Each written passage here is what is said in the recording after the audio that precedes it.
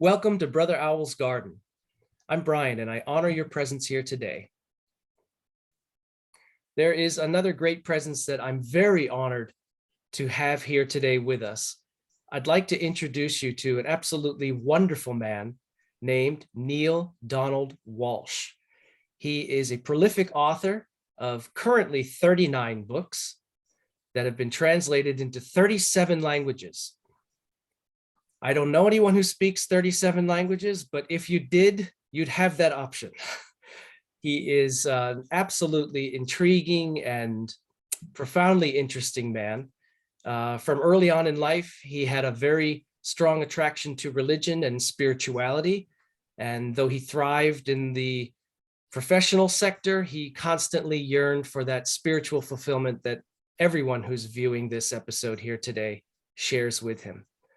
And he has had some very, very profound encounters, conversations with God, which have become a namestay, a book series that he has got, I believe, is it 9 titles that are in that now, Neale?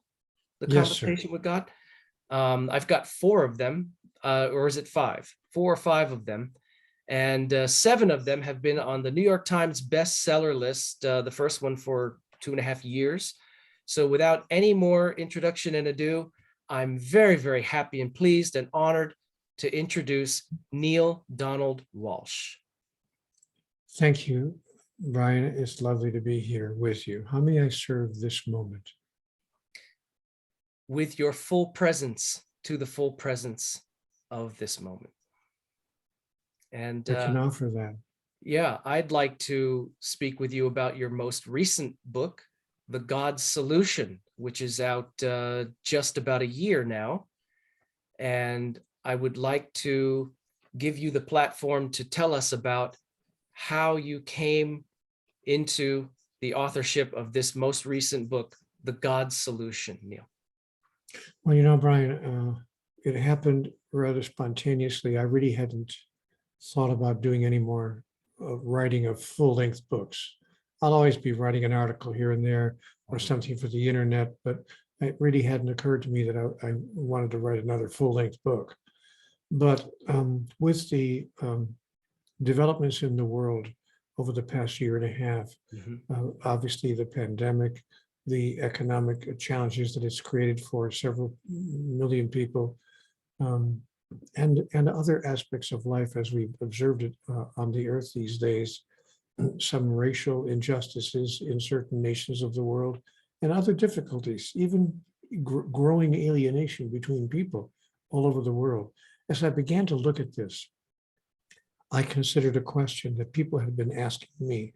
I began receiving emails from people all over the world saying, hey, you know what, if there is a God, why doesn't he do something about it? You know, what's going on here? What's the point?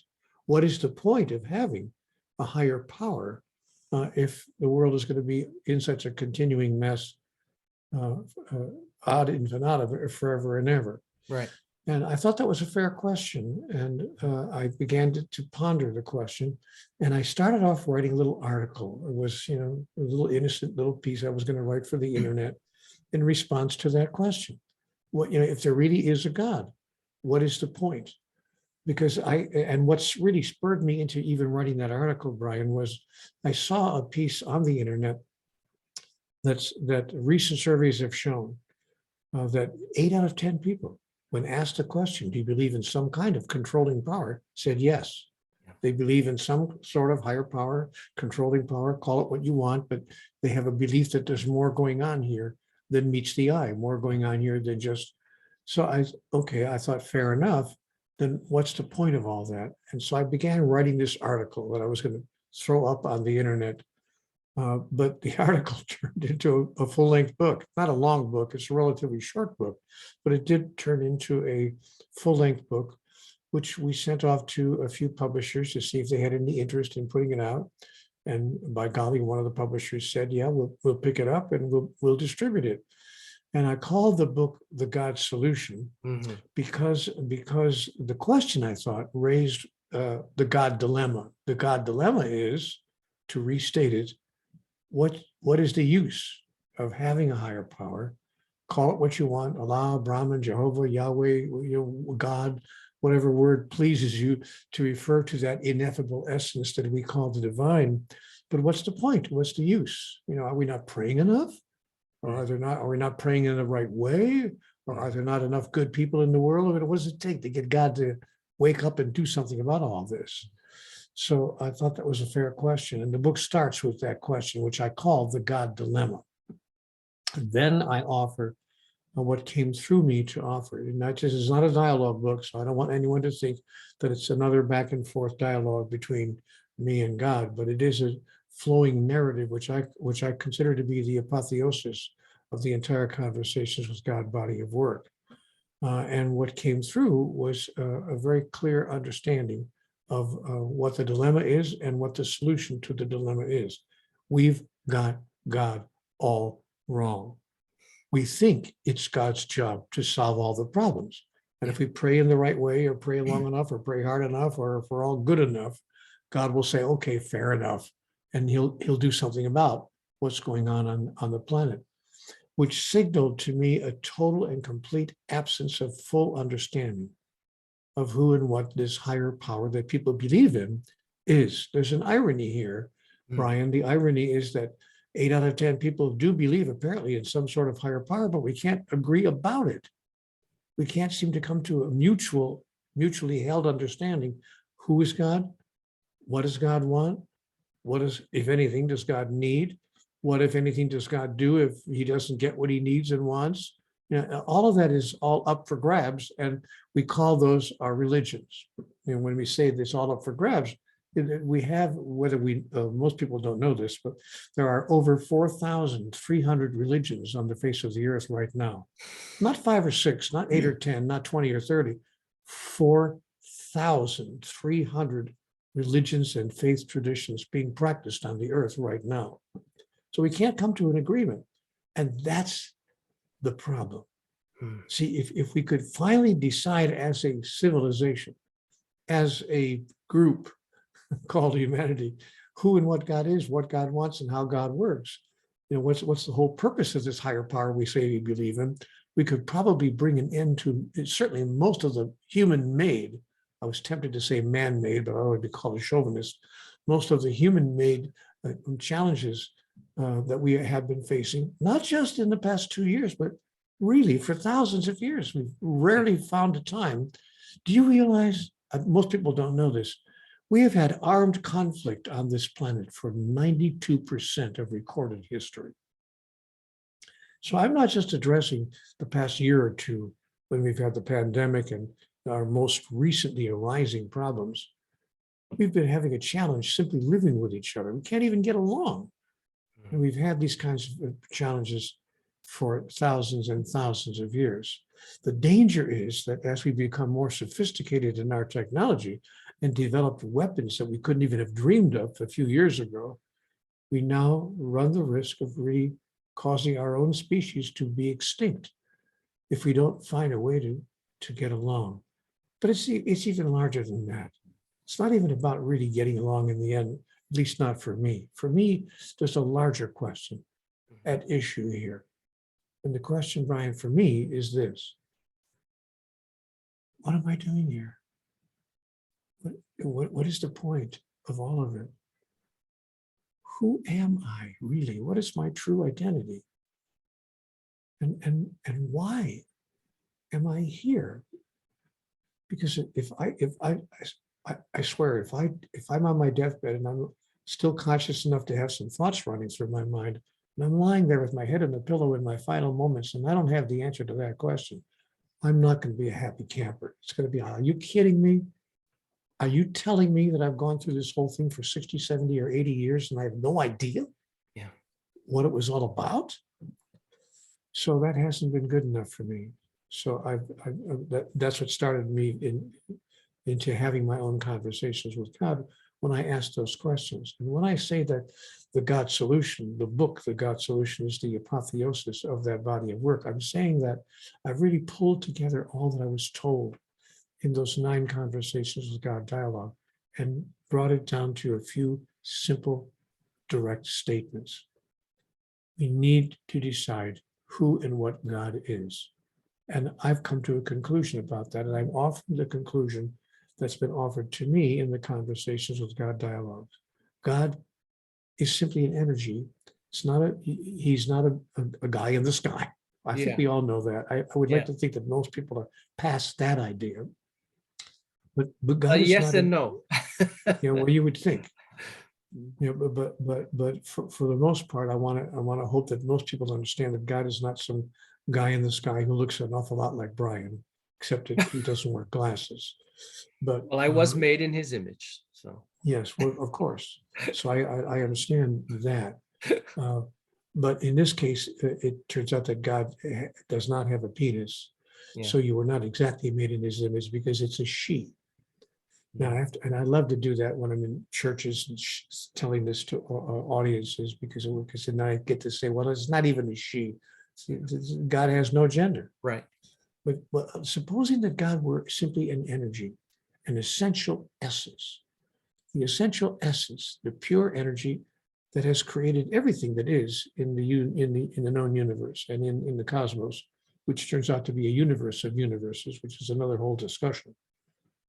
But supposing that God was a self-conscious, self-aware, energetic projection and expression, which could take the form of any sentient being in the cosmos, could in fact look like a man, it would look like a woman, or could take any form, any physical form in the cosmos, and has in fact taken physical forms in the cosmos. We call that the universe.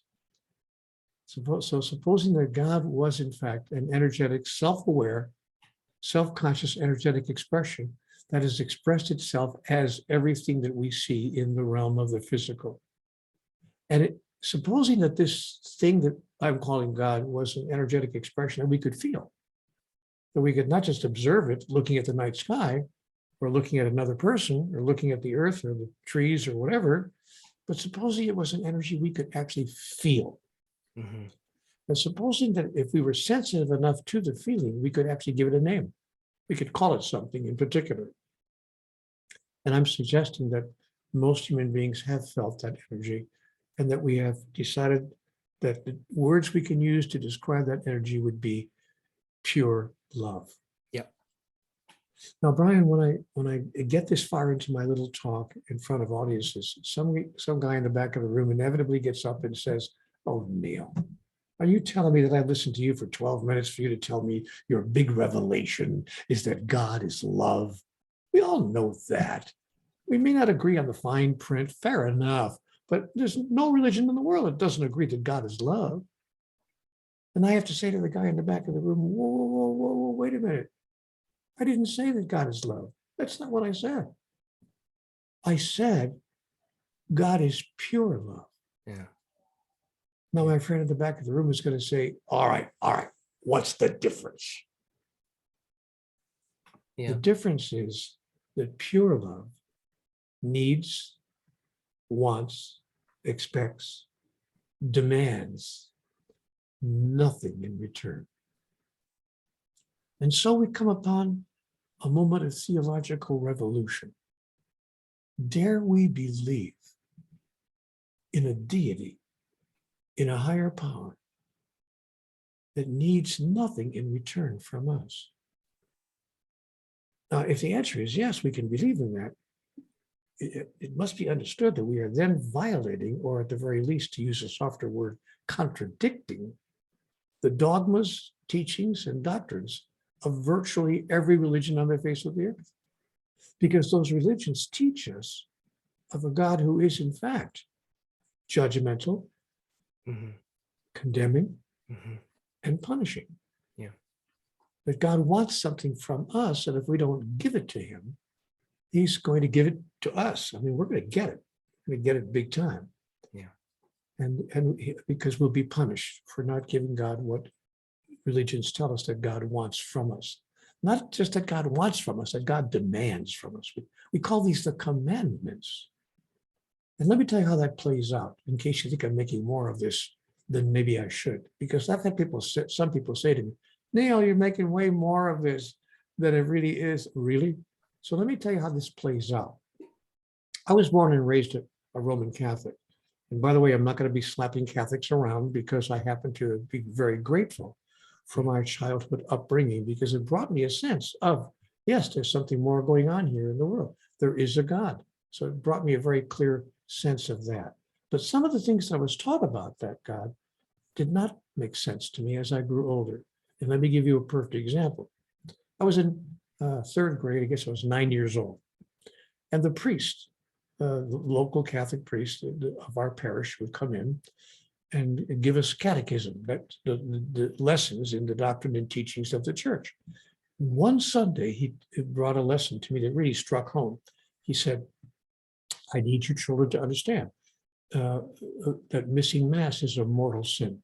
If you miss Mass on Sunday or a holy day of obligation, aptly named a holy day of obligation, that is, you're obligated to go to church, or every Sunday, if you miss Mass on Sunday without a good excuse, if you should die on Monday for some horrible, terrible reason, hit by a car or whatever happened, on Tuesday, you're going to be in hell.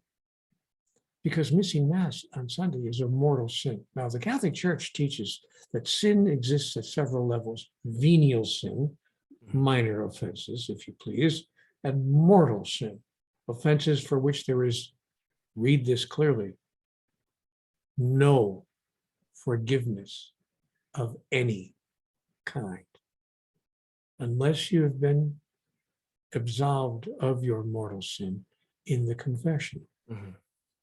So now I'm 9 years old, and I'm hearing that missing Mass, I got to go to Mass every Sunday. If I miss 1 week in my life, Yeah. without a good excuse, and I die without confessing that sin, I'm going to hell. This impacted me at the age of 9 because, as it happened, Brian, I got to tell you the truth. I missed Mass the previous Sunday. 3 days before that particular lesson, as it happened, I decided, you know what? I'm going to play baseball. I'm going down to the playground. It's the big game this week. And we're playing against a playground from down the street. And it's like the World Series of for us 9-year-old kids. I really want to play. It's okay. I can miss church one Sunday. I go every Sunday. Well, So I missed. baseball is mentioned in the Bible, Neale. Yeah. And The yes. verse that talks about the big inning, in the big inning. Yes. I love it. I love it. The beginning. Careful, I got lots of them. Oh, that's great. That's terrific. I'm going to use it. You're not getting any royalties. I love it. None asked. But anyway, at the age of 9, I'm taking this in. You don't think that made me rushing down to the confessional? Right. To tell the sin, to tell the priest my sin, that I had actually missed Mass 3 days earlier. I mean, I was scared out of my mind.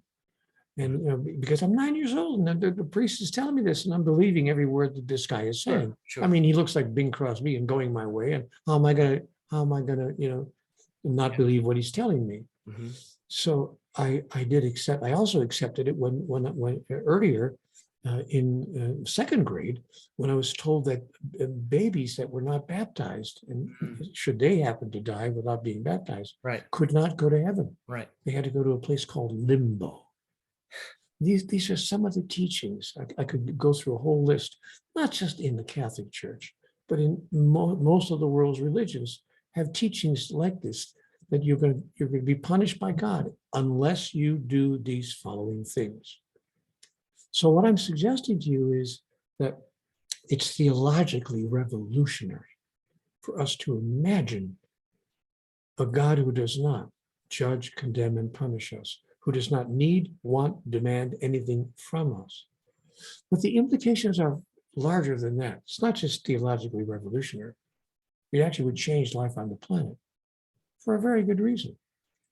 Since 8 out of 10 people believe in a higher power and have most of them grasped and held on to and seek to live into the messages they've been given by their religions, the culture of humanity is a culture in which we model the behavior of the God in which we believe. Guys, listen very carefully to what I just said. I'm not making this up. We have a population of several billion people that are modeling the behavior of the God in which they believe. Therefore, we love each other with conditions Mm. that you must meet. Mhm. Or if you don't meet the conditions that I've set for you, I will judge, condemn, and punish you. Right. Not just people in a personal romantic relationship. I mean, groups of people. Yeah. And so we have alienation on this planet like I've never seen before in my life. I can't even remember a time when I've seen such alienation as we behave with each other precisely the way we believe God behaves with us. We even have chiefs of state, I mean, heads of countries shouting at each other across the internet as if they were playground bullies. My missiles are bigger than your missiles. You better do what I'm telling you or we'll get you. And we have people of different races, of different religions, of different economic groups, of different political persuasions, of different sexual orientations. If you're different from me, Right. I will judge, condemn, and punish you. Because that's how I've been raised, that the highest power in the universe interacts with us. Now, if we suddenly start teaching everybody on this planet from childhood on that the highest power in the universe does not judge, condemn, and punish anyone for anything, we suddenly have created a new moral ethic, a new ethic that would inform our politics and our theology, our cosmology, our sociology, even our economics, a new moral ethic that would inform our day-to-day behaviors in a way that would change humanity's experience of itself.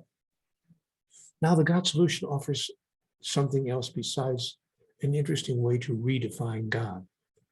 It says we need to redefine, or would be well advised, to redefine what God is doing. That is, what's God's purpose? What's God's function? Because I've been told that God's function is not to fix everything.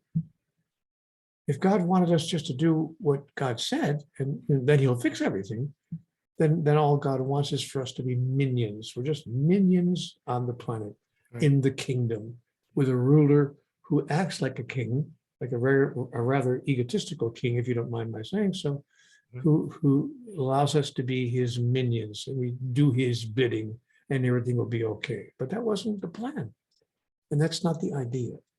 So God's job, as God sees it, I've been reliably informed, is not to simply fix everything as long as we do what God wants, and to punish us if we don't, but in fact to empower us, to demonstrate itself through us, to allow all of God's creations, of which we are part, to allow all of God's creations to, and especially the sentient beings in the universe, to be imbued with the power to create their own reality. That God gets to experience itself through us, Yeah. by causing us to be creators. So when I say to God, why don't you fix everything? God says to me, why don't you fix everything? I said, no, I'm asking you. God says, no, I'm asking you. I said, no, you have the power. And God says, no, you have the power. I said, no, God, what are you waiting for? And God says, guys, what are you waiting for? I've given you the power to create life on your planet in the way that would most please you. You have the ability to produce a heaven on earth, paradise right where you are. You simply have refused to use it. So the second half of the book, The God Solution, is about the magic of metaphysics, how we could actually use metaphysical power, metaphysical tools, if you please, the equipment, if you wish, that God has given us, with which to recreate ourselves anew in the next grandest version of the greatest vision ever we have about who we are. The question is, are we willing to wake up to the fact that we've had God all wrong, all along? I'm going to write a book one day called All Wrong, All Along, because that's what we have misunderstood. And I've been asking people that question everywhere I've been lecturing for the past 25 years. And I have lectured, not bragging, just saying, all over the world. Yeah. From Moscow to Tokyo, from Paris to Berlin, from London to New York, and places in between. And I've been asking the same question. Is it possible, just possible, that there's something we don't fully understand here about God, about life, and about ourselves, the understanding of which would change everything? I would say that it's not just possible. I would say it's glaringly obvious and long overdue. I agree with you. Yeah. So the question is, are we going to win this human race? Or are we not? Are we going to wake up to who we really are, to why we're really here? See, here, Brian, there's a fundamental question that most people have not asked themselves. It's the most important, in my view, the most important question in life. And ironically, as I observe people around me, including myself until just a few years ago, most people never asked themselves the question. And the question is, who am I? Exactly. I mean, really, who am I? Am I simply a physical being? You know, a chemical creature? Not unlike a bird in the sky or a fish in the sea, perhaps a bit more sophisticated, fair enough. Maybe a bit more complex, okay. But in the end, a life form, a physical life form. I'm born, I live, I die, and that's it. Is that who I am? You know, Neale, Or there's a Zen. is it possible that I'm excuse me. more than that? Yeah, Is it possible that I'm more than that? far more than that. Yeah. Is it possible that I'm actually a spiritual entity that happens to have a body and a mind? Yeah. And that I use my body and my mind as tools with which to express the agenda of my soul. If that's true, if that's really who I am, have I misplaced about 50 of the years of my life, not having any idea what I was doing here? And Brian, that's the sad story of my own life. The first half century of my life, I had no idea what I was doing here. I thought it was about get the guy, get the girl, get the car, get the job, get the house, get the wife, get the spouse, get the kids, get the better car, get the better job, get the better house, get the better spouse, get the better spouse, get the better spouse, get the better spouse. I wound up being married 7 times. That's not a joke. That's not a punchline.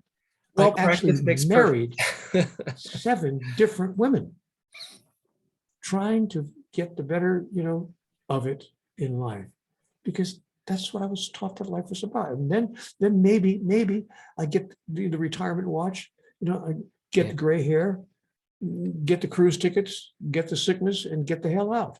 Yeah. And then I am lying there on my deathbed, looking up like my father. And I'll never forget this. This is why I always think of it this way. I visited my father in the final year of his life. We didn't know it was the final year of his life. Neither did he.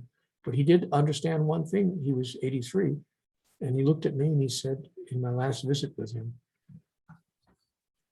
I don't understand any of it. I said, what? He said, you heard me. I said, I don't understand any of it.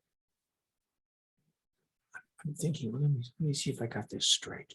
This is a guy from whom I've been taking advice since I was 3 years old, and he doesn't understand any of it. And I realized at that point in my life, the sadness of that I didn't condemn him in my mind for it. I just felt sad. I thought, oh gosh, no. And I made a promise to myself. I am not going to get to that point in my life and not understand any of it. So I've given myself permission to pretend that I understand. And even if I'm making it all up, guess what?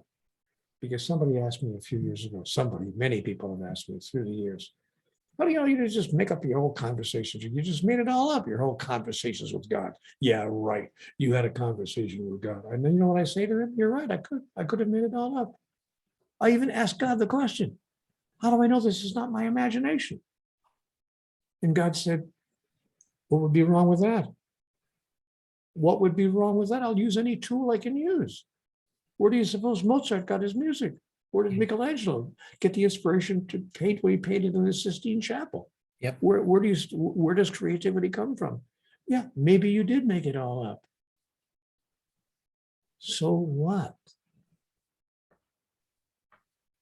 Isn't it at least as good as what you've made up in your civilization in the past? What you've been teaching yourself from the beginning of time about who and what God is and what life is all about? So you know what? I'm sticking with the story that I've received. I'm sticking with the idea. God is pure love, and we've been given the tools, the metaphysical equipment with which to produce the life of our dreams. All we have to do is step into that reality.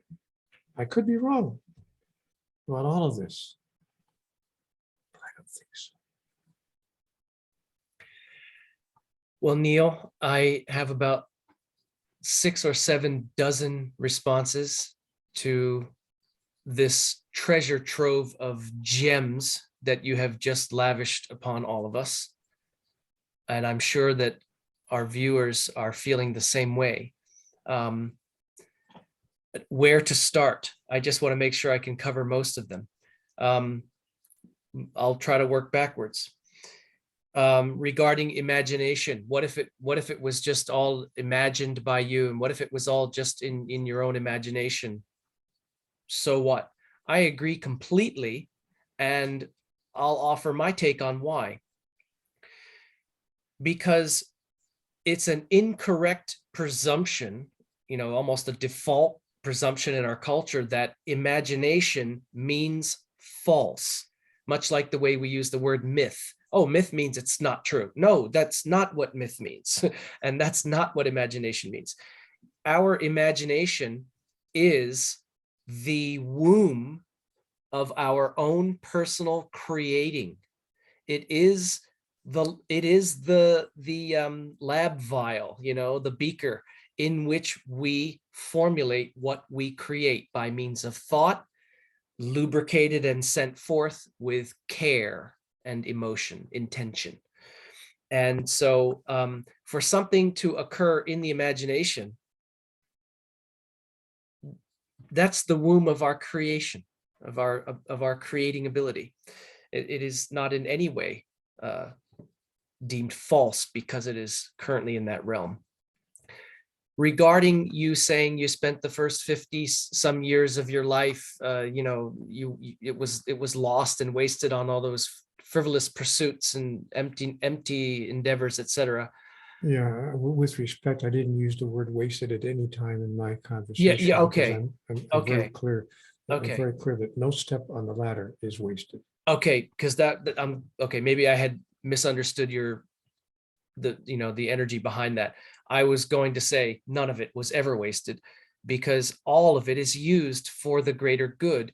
And I've come to realize in my own journey that not only is it possible to ever be off the path, but I would dare say that there isn't a path except for what appears beneath each of your own steps. So as they say, the path is everywhere. The path is everywhere because wherever you walk, it manifests. Everything is used for our spiritual growth toward the ultimate goal of realization of divine love. And but the trick is, can we believe that about other people? The people might be hearing this right now and saying, nodding their heads, saying, okay, fair enough, yeah, I can go there. Mm-hmm. But can you go there with the person whose politics you disagree with vehemently? Can you go there with the person from history that you feel was one of the world's greatest horrible human beings? For instance, I made a statement in Conversations with God, Hitler went to heaven. Do you think I heard about that statement? So the question is, until we can agree that what you just said is true, not just about ourselves, but every step is a step toward our own self-realization. But can we agree that that's also true about other people in the world with whom we dramatically and significantly disagree? And can we find a place in our heart that brings them into the understanding that you just announced, that we should lavish, if you please, upon ourselves? John Paul II had an opportunity to do that. Mhm. He was in a motorcade of course, he was, as most of you must know, he was the Pope. And he was in a motorcade in Rome a few years ago, and he was shot 6 times. Yeah. By an assassin. And he, all 6 bullets hit him, by the way. None of them missed. He was riddled with bullets. But he managed to survive. They said it was a miracle, but he managed to survive those 6 bullets. Then he did something quite extraordinary. He went to the jail cell of his attempted assassin. Of course, they had sentenced him to life in prison, as you can imagine. He went to the jail cell and he gave his assassin, his attempted assassin, a papal blessing. In nomine Patris Filii Spiritus Sancti. And then he asked the man, look, can you help me understand why you would do that? I don't condone it. I could not agree with it. I don't suggest it. I don't recommend it, of course. But I am asking you sincerely, one person to another, why would you think that you needed to do that? Or to put it another way, what hurts you so much that you felt you had to hurt me in order to heal it? A profound question that I have used in interactions with human beings for the past 25 years. When I found myself in a war of words, a battle of some kind, where I feel I'm being injured by another person, or that another person is attempting to injure me in some way, financially, verbally, or even physically, I've been able to stop the whole process by asking that interesting question. Hold it just a second. Can I ask you a question? What hurts you so much right now that you feel you have to hurt me in order to heal it? And the man explained to the Pope why he felt that the church had hurt his people, the culture from which he came. And the Pope said, you know what? I can't agree that this is the way to solve the problem you imagine yourself to have had or experience yourself actually having. Right. But I understand. I understand how it could have caused you to do what you did. Let's see if we can find a way to heal that division between us. And the Pope and this convict became pen pals. They actually wrote letters back and forth from the jail cell to the Vatican for years. And finally, after 7 years, the Pope asked the civil authorities to grant the man a full pardon and release him. And of course, the authorities did at the request of the Pope. So we get to a place where we get to ask ourselves a profound question. I heard all these wonderful things that Brian just said. Can we apply that not just to the steps we've taken and the missteps that we may have decided that we have taken in our life, but can we apply that same understanding to everyone else on the planet? Can we say Hitler went to heaven? I think, Neale, that what we're shining light upon here is the unconditional acceptance of all, regardless of where they line up with our personal beliefs, preferences, etc. The differences can be applied to all different facets of life, regardless, race, politics, religion, whatever. Everyone is a little different than everyone else. I would have to say, in a very pragmatic way, that I don't think a lot of people are ready to truly do that to the full extent. And I'm even going to include myself openly in that for the extremes. But what I will temper that with is this. we also need to accept the unacceptance that some of us are holding on to as part of that healing process. In other words, if somebody literally doesn't have the tools yet to reach that point, we need to be accepting of that. And I would even use a more powerful word than accepting, a word I prefer over that, which is welcoming. We need to be, in other words, let's talk about forgiveness. Forgiveness at a certain level, at a very high level, is completely the key to healing in many situations. But also, we have to welcome, in the sense of accepting unconditionally and being at peace with, unforgiveness, sometimes within ourselves, in the context that we may simply not yet be there, because we're all, as Ram Dass says, we're all walking each other home. We just might not be ready to do that yet. Hitler, Mao Zedong, Mussolini, all these other examples would be, extreme examples.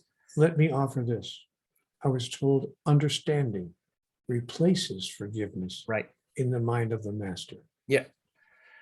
I've already made that like a framed quote.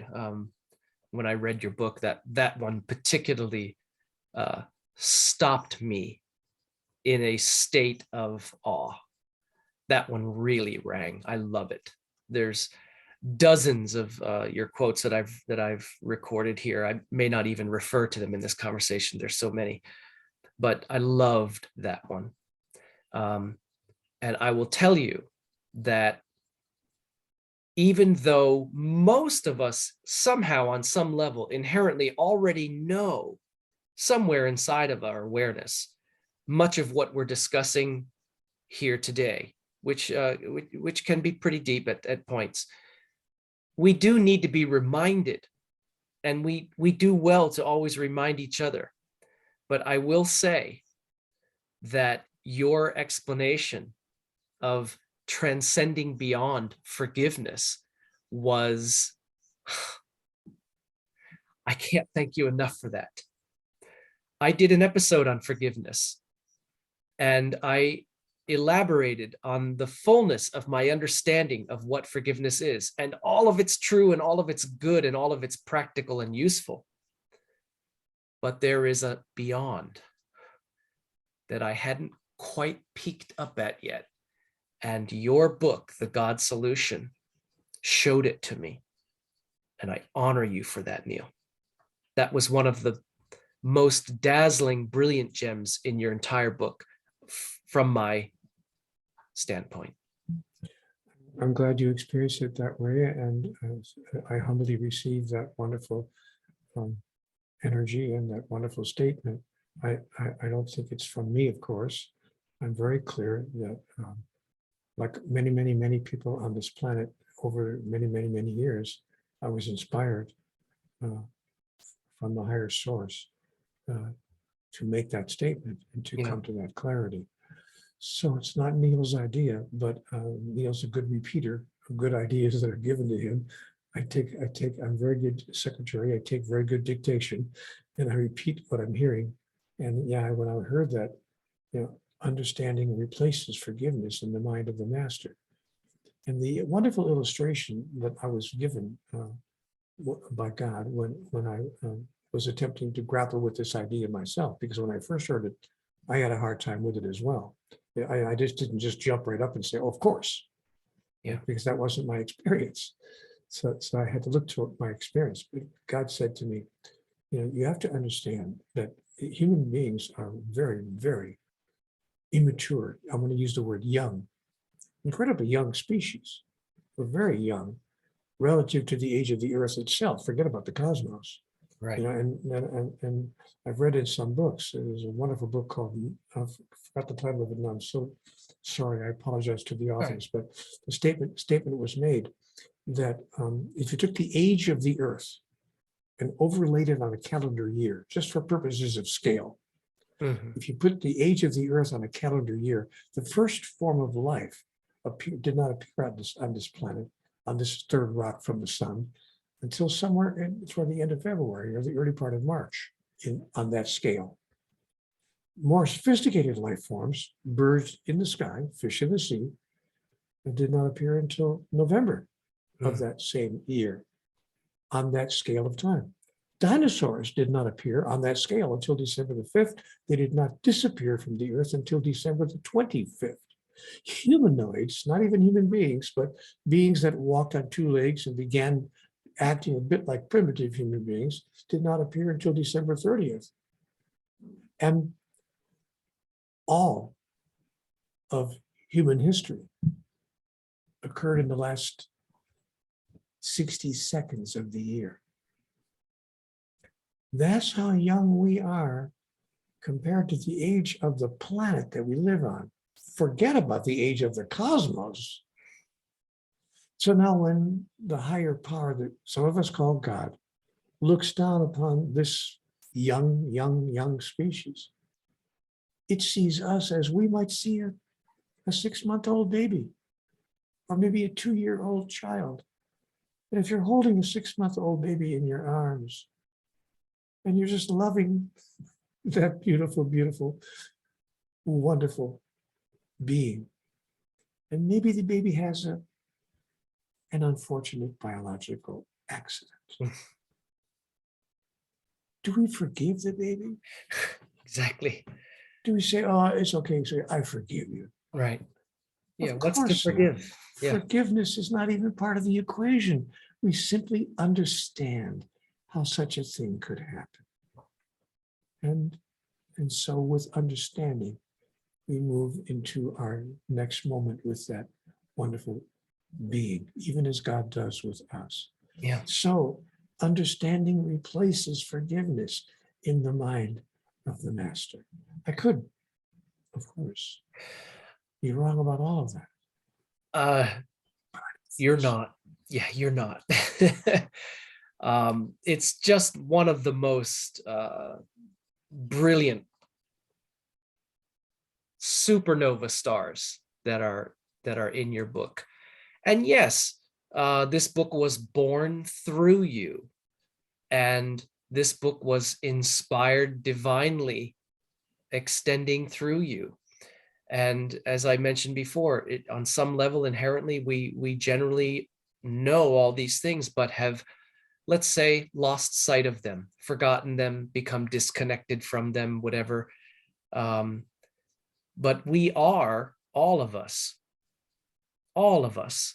are not just extensions of this divinity, but we are active expressions of it.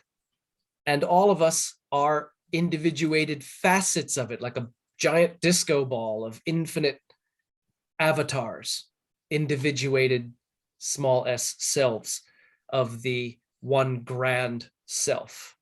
So some of the theological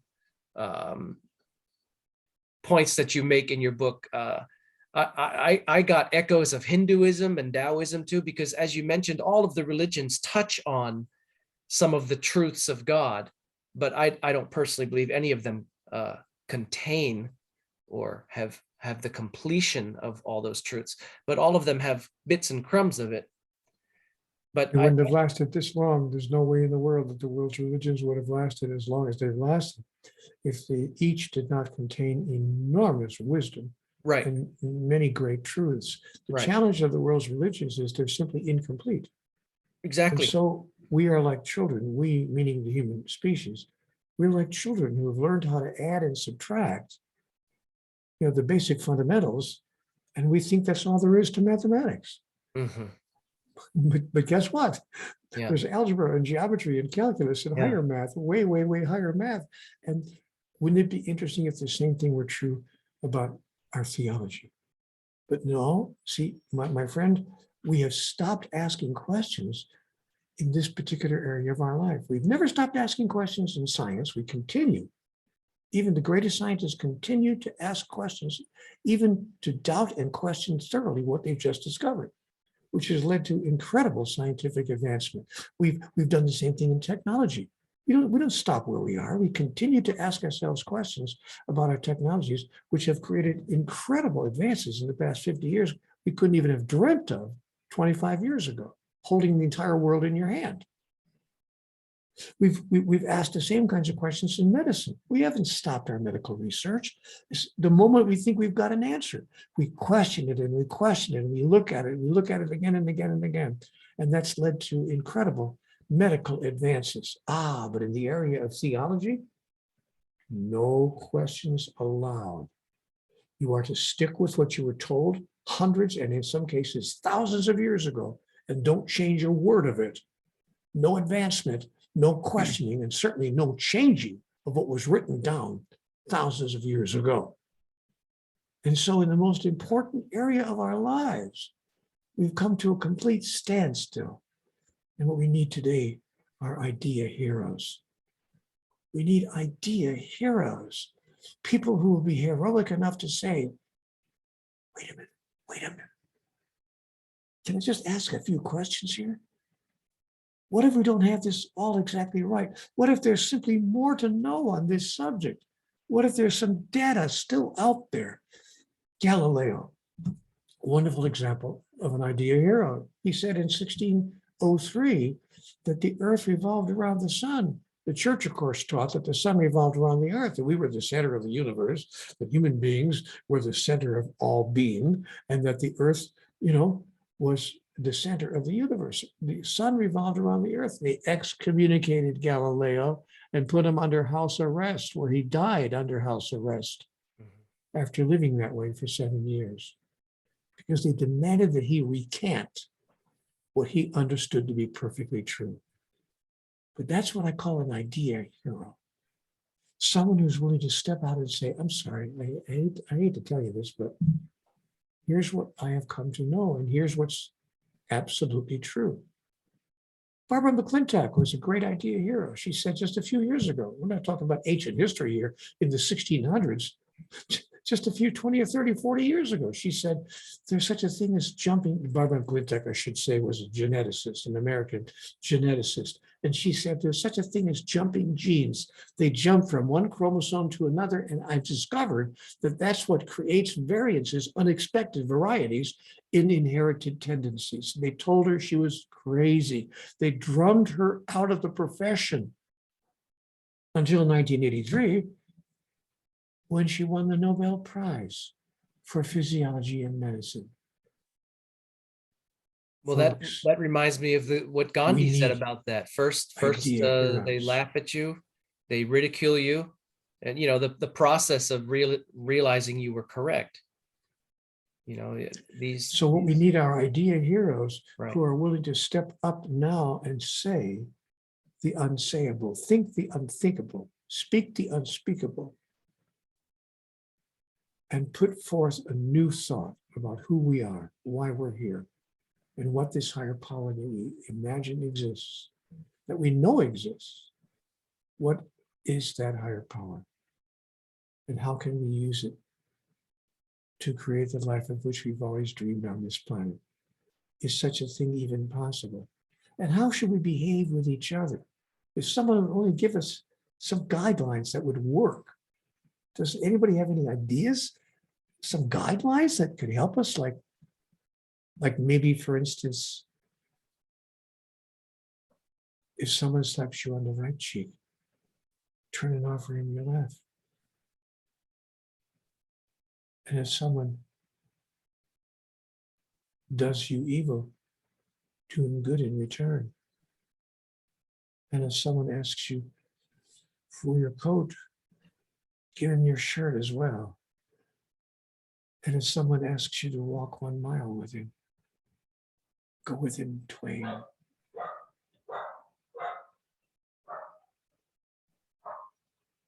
Why doesn't someone give us some rules?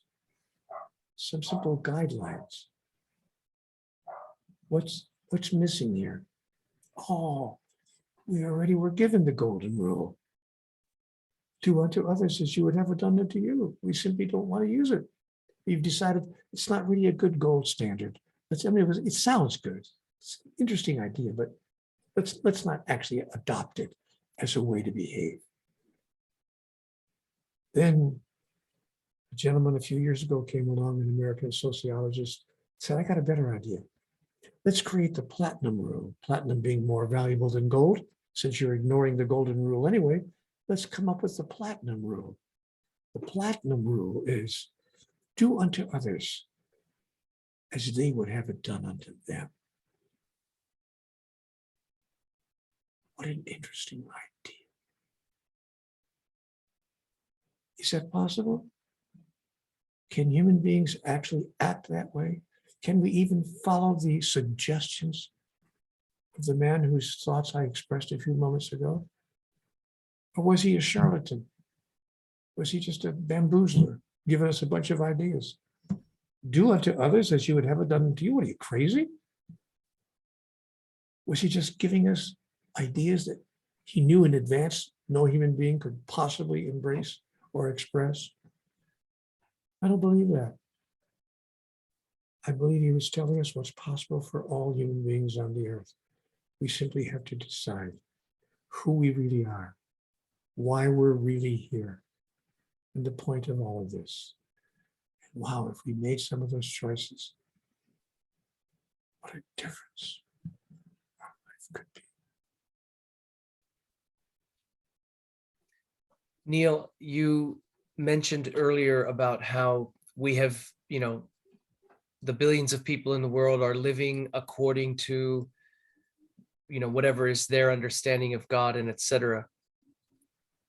I would enhance that by offering that people are living by their misunderstanding and their disconnect from what God actually is, more so than that they are aspiring to be and live by what they understand God to be. I just think we just have such a complete incomplete awareness and misunderstanding. And again, the word disconnect just seems to work so much.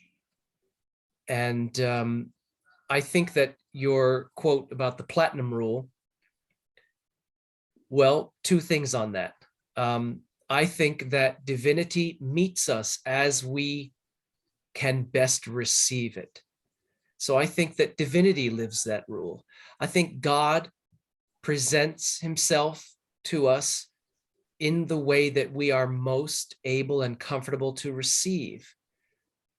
And I'm pretty sure that there is a verse in the Bhagavad Gita that states pretty much that principle. I receive them as they come to me. And it, of course, flows both ways.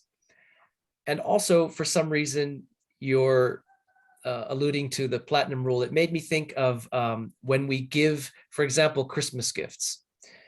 There's a very big difference in someone giving a gift that they like, that they think is really good, to someone else, versus giving someone else the thing that they think is a really great gift. That's sort of, a very crude example of that rule as well. Giving someone what they love, not what you think they should love.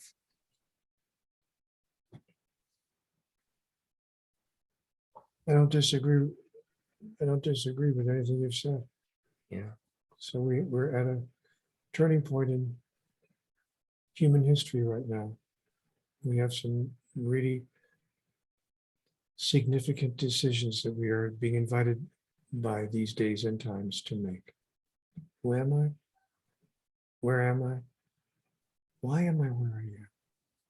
And what do I intend to do about that? I call these life's 4 fundamental questions. And I ask myself these questions when I look at myself in the mirror the first time every morning.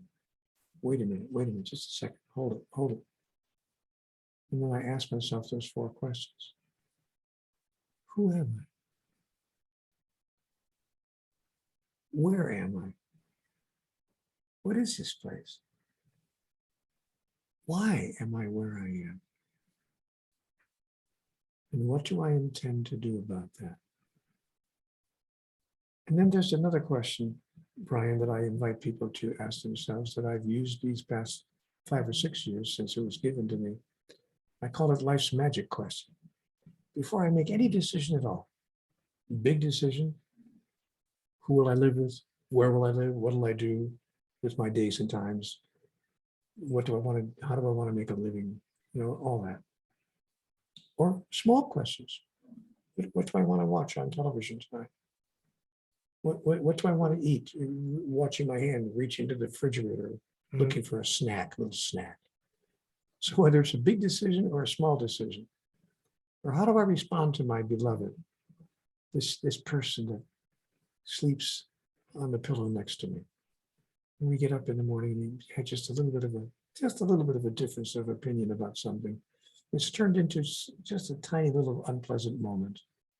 And I look across the room at this beloved human being who I adore, and I ask myself life's magic question.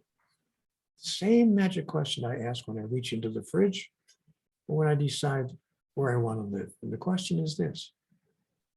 Wait a minute. What does this have to do with the agenda of my soul? There's more going on here than meets the eye. My wife and I are having a little bit of a difference of opinion. What does this have to do with the agenda of my soul? And when I respond from within that context, it changes the contextual field of everything I'm thinking, saying, and doing. Yep. And alters the experience dramatically. So I offer that to all of you, wonderful folks watching this program. Ask yourself that question. Whenever you make any decision or approach any choice point, should I go to that cocktail party I was invited to? Should I grab this thing out of the refrigerator? Should I watch this movie? Should I read this book? Should I marry this person? Should I tell this joke? And here's the question. What does this have to do with the agenda of my soul? It'll make your life a very interesting adventure. Wonderful, Neale. And I would like to just affirm that that's one of the, what I call the 7 sacred questions. I did an episode on it early, and my channel's only about 3 months old. It's in the beginning. And I asked the same question, just a little bit different words, same intention. Does this serve the purification and ascension of my soul, my being? It's the same thing. And a simpler way would be, what would divine love look like in this choice, in this situation? And it can be that simple. It can be that simple. I'm speaking to myself as much as just to anybody, because I have a tendency, which is quickly fading, thankfully, that to feel that things need to be more complicated, or otherwise I might get it wrong. I might miss something. And I'm very happy to say that that's crumbling away. But what I would like to acknowledge you directly for, Neale, is for being a very integral part in my own personal and ongoing recent spiritual journey. I'm not into all the airy-fairy, super new age stuff like a lot of people are. And, you know, if you're getting things from that, wonderful. It's just not my personal preference. But when people talk about, oh, there's a big shift happening, did you feel that? There was an energy wave, there's a big shift. And I've never been able to say, yes, I genuinely felt what you're talking about. I've never been able to say that. But in the past couple of months, I have genuinely sensed, and I've taken it very personally, that there is a huge shift and upgrade that is coming. And I'm not going to define it or require it to be this, that, or the other. I'm not going to project my own perfect pictures onto what it has to be, or even say that I know exactly what it is. But I sense that it is coming. And as for me personally, I've very consciously entered into a phase of preparing for it. And I happen to feel that it's we'll know, we'll have a very good idea what it is by around February or so. That's just what I feel. And that it is actually global, but that I only have to worry about my share, my portion, my duty, my charge within it. And I have taken conscious steps to begin preparing for that.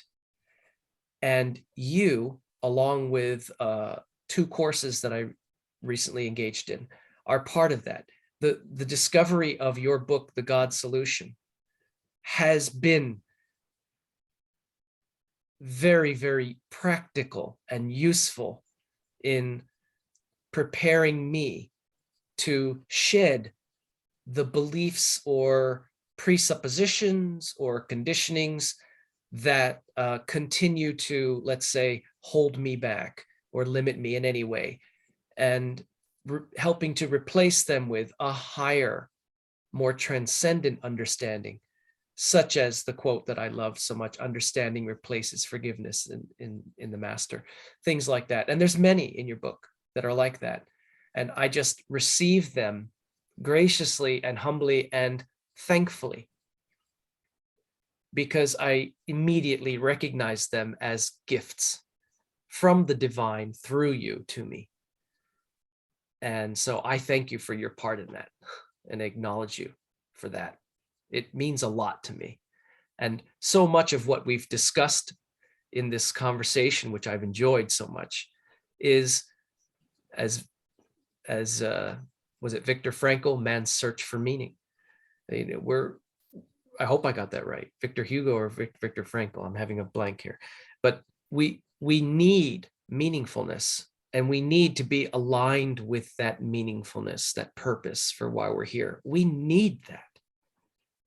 And the questions that you're raising and the proposal that you're offering to people through this book is kind of like, a dog catching its tail. It's like, okay, there it is.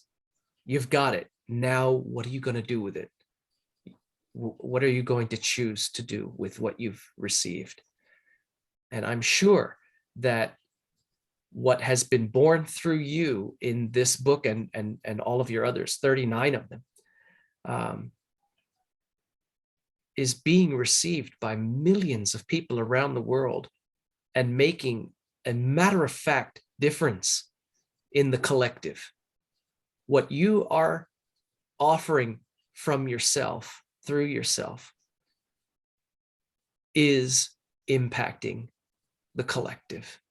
It is helping in this collective upgrade that I sense there's going to be a big upward shift soon.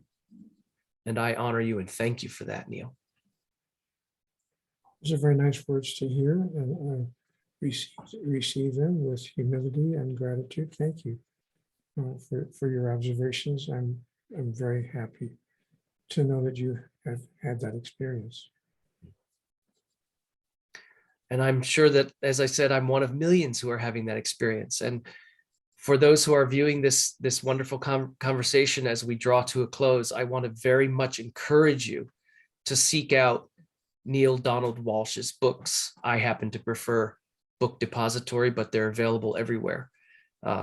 It's going to make you wake up to things that are ready to be revealed and realized, remembered within your being, as it is the case for me as I ingest what Neale has offered through his books to all those who would receive them. So do you have any wonderful parting thought or words for us, Neale, as we draw to a close? Well, I don't know how wonderful they would be, but I can tell you that I've often been asked, what is the single most important message that you've ever received in the 4,000 pages of dialogue that comprise the Conversations with God interactions? And I can tell you exactly and specifically what that is. I remember asking God, okay, what does it take to make life work? What have I done to deserve a life of such continuing struggle? Somebody tell me the rules. I'll play. I'll play. I promise. I'll just give me the rules. And after you give me the rules, don't change them. Just because the rules are changing every other year, every time I turn around. So I really was angry when I asked God those questions. Basically, fundamentally, what does it take to make life work? And I'll never forget the answer that I got, which was the single most important answer in those 4,000 pages of dialogue. She said, Neale, it's really very simple.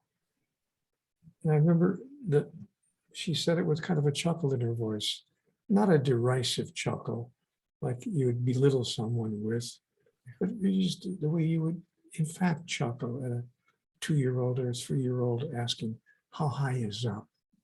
Or how many stars are there in the sky, Daddy? You might just smile at the question and chuckle at the purity of it. So that was the chuckle that I heard in his voice when he replied, Neale, it's really very simple. You think your life is about you. Your life has nothing to do with you. It's about everyone whose life you touch, the way in which you touch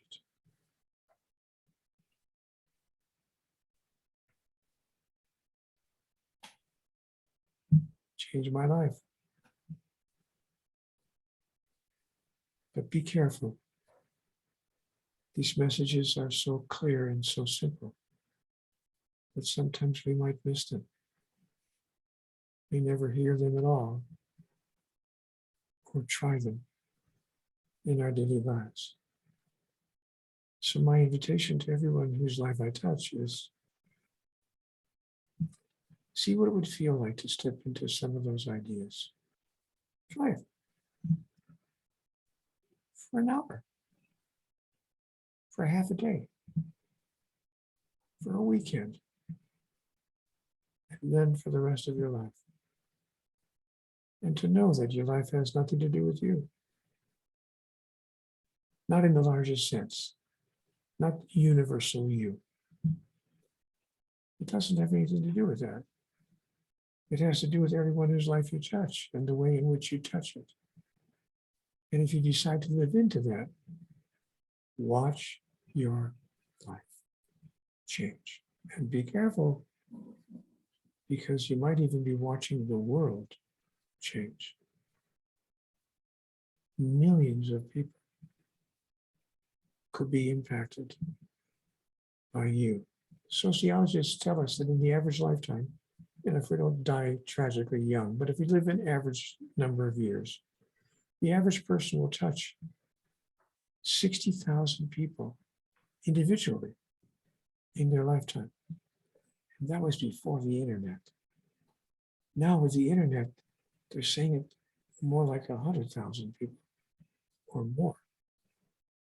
And if there are 4 people around your family dinner table, you're talking about almost 500,000 people who are going to be touched by just the people at your dinner table before the game is over. So don't think you can't change the world. But it's not about changing the world. It's not about setting out to change the world, in my understanding. It's about me setting out to change me. Speaking of Gandhi, who you brought up a few moments ago, Brian, he put it perfectly. Be the change you wish to see. So if I can change my own idea about who I am, why I'm here, what God is, what life all about, and if I can demonstrate my own thought about that in the living of my life will automatically touch other people's lives in a profound and sometimes astonishing way. I could, of course, be wrong about all of that. But I don't think so. I don't think so either, Neale.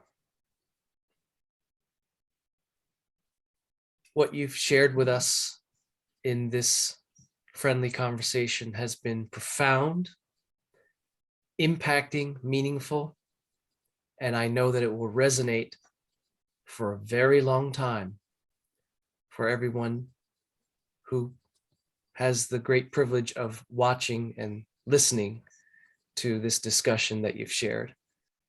So there's so many more things I'd like to say, but I feel that I want to leave it on that wonderful closing note that you've just given. And so I'll just say thank you, Neale. Thank you very much for honoring me and the viewers with your magnificent presence. You are an inspiration. You are a little facet of the divine, as we all are, but one that I happen to respect and admire very, very much. And I just can't thank you enough, Neale. Thank you. You're very welcome, and thank you for the opportunity to share this time with you. Bye for now. And I'd like to just remind us all that we all are little sparks of that divine fire. And with that in mind, let us always remember that we are divine love.